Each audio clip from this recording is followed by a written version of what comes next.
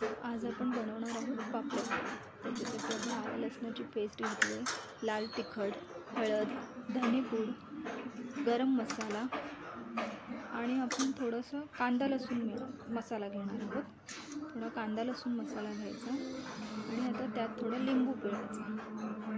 लिंबू पिळून झालं की त्यात थोडीशी कोथिंबीर घालायची आणि ते मिश्रण सगळं मिक्स करून घ्यायचं, सगळं एकजीव करून घ्यायचं, चांगलं मिक्स करायचं। आणि आता आपण एका प्लेटमध्ये पापलेट धुवून घेतलेले आहेत, त्याला चिरा काढला आहे, त्याच्यावर आता चवीनुसार मीठ घालायचं आणि ते सगळं मीठ त्याला चांगलं लागलं पाहिजे असं मिक्स करायचं। नंतर आपण तो बनवलेला मसाला होता तो मसाला पापलेटला चांगला लावायचा। तर जे आपण चिरा पाडल्या होत्या त्याच्यामध्ये तो मसाला चांगला गेला पाहिजे, म्हणजे पापलेटला चांगली चव येते। त्याला घासून लावायचं। नंतर एका प्लेटमध्ये तांदळाचं पीठ, थोडा रवा, हे दोन्ही मिश्रण घ्यायचं। त्याच्यात थोडासा लाल तिखट आणि चवीनुसार थोडंसं मीठ घालायचं, म्हणजे त्यावरच्या कवरिंगला पण टेस्ट येते।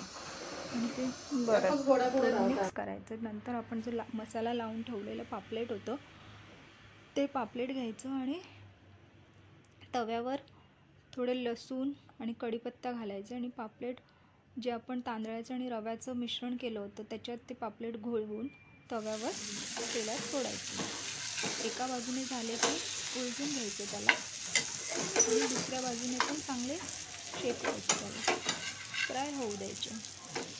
दोन्ही बाजूने व्यवस्थित फ्राय करायचे, थोडे ब्राऊन होईपर्यंत चांगले फ्राय करायचे, खरपूस होईपर्यंत ब्राऊन, थोडंसं तेल सोडायचं। आणि आता आपले हे पापलेट दोन्ही साईडने चांगले तयार झाले आहे। आता हे खाण्यासाठी पापलेट रेडी आहे।